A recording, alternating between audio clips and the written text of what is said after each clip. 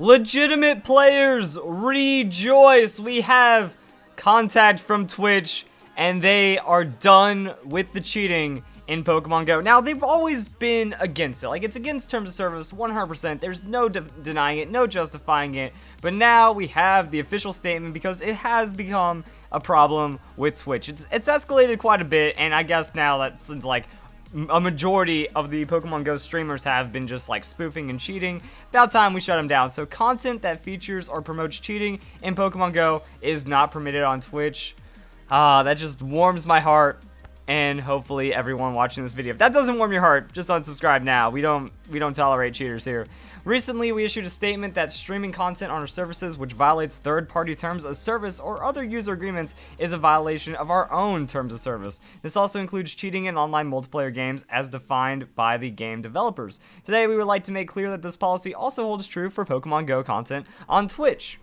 I don't know why, like, the statement had to be made. Like, it was obvious. It was already done that they already made this. Well, I mean, the statement about Pokemon Go specifically. They made the statement about third-party violation and cheating, and that's known, that you're not allowed to break the terms of service of the game developers. That's breaking Twitch terms of service, so you can't stream it. GG. How awesome is that? I wish that this came about a little sooner because a lot of people have already profited a lot, and it kind of blew up a bit, but here we go. Per Niantic's Pokemon Go trainer guidelines, cheating is considered using modified or unofficial software, playing with multiple accounts, sharing accounts, using tools or techniques to alter or falsify your location, selling or trading accounts. This is like the biggest one.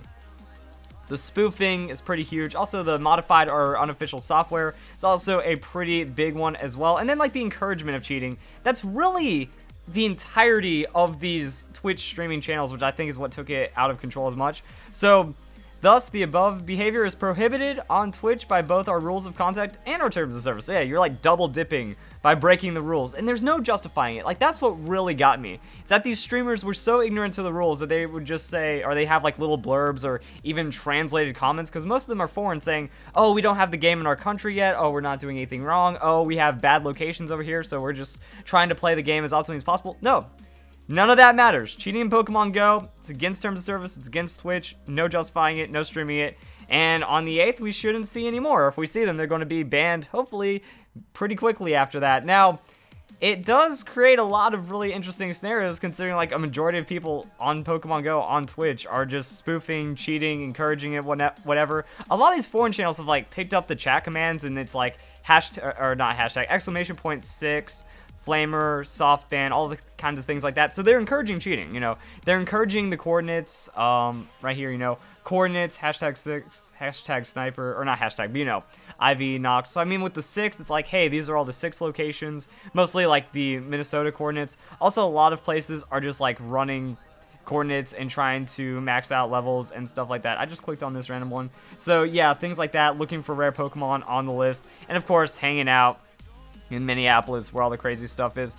Now, this guy up here, this guy, he really rustles my jimmies, because when you go to his channel, you know, he has all the things. He has flamers, so he's trying to catch flamers that are calling him out on cheating. And also, behind him on his green screen, he has like a tree and some clouds, so he's just like, yeah, I'm outside, see? He's like trying to make a mockery of it.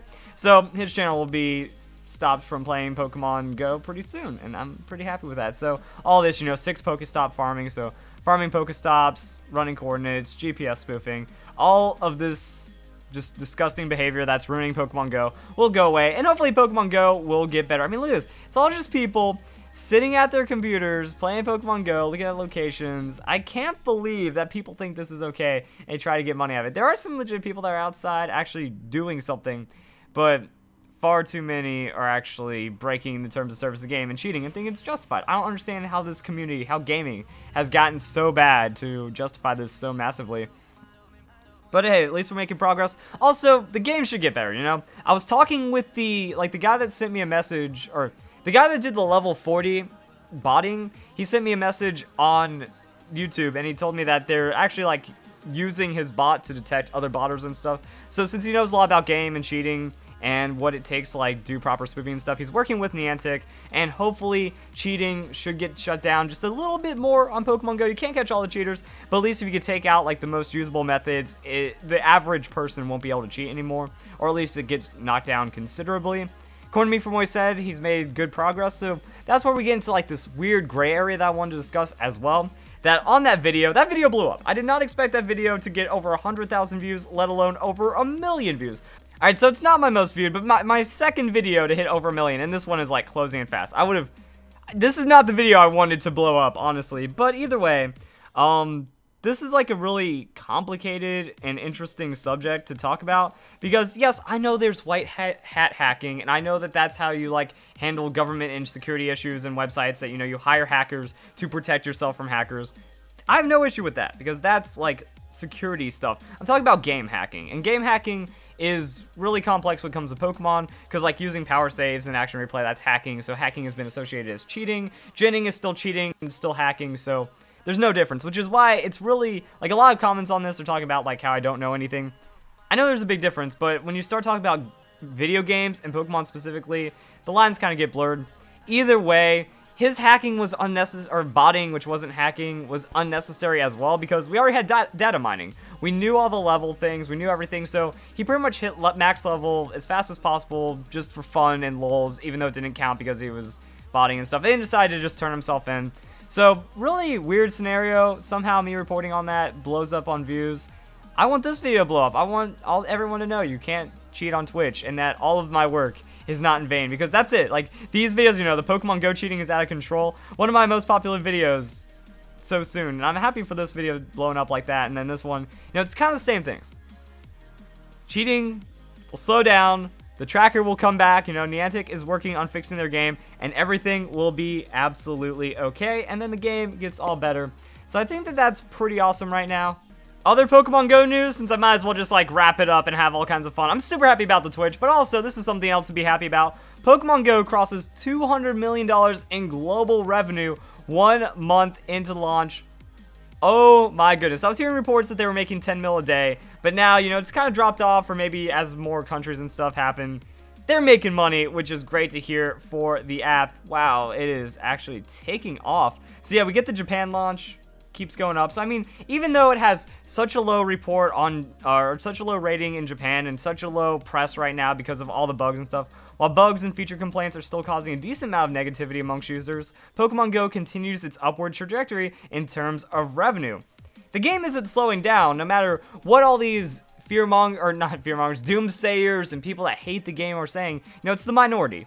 All these people that are getting thousands of upvotes on Reddit and complaining about the stupid things, they are the minority. Most of the people that play Pokemon Go, because tens of millions of users compared to, you know, tens of thousands to maybe a couple 100,000 on Reddit, they don't care. They are playing Pokemon Go with their family. You know, it's family people that don't know about Reddit or the YouTube community. It's people that don't really get caught up in the news. They just want to play a game. Sure, right now with tracking, the game has become difficult and people might not understand as much why, but it's still somewhat playable.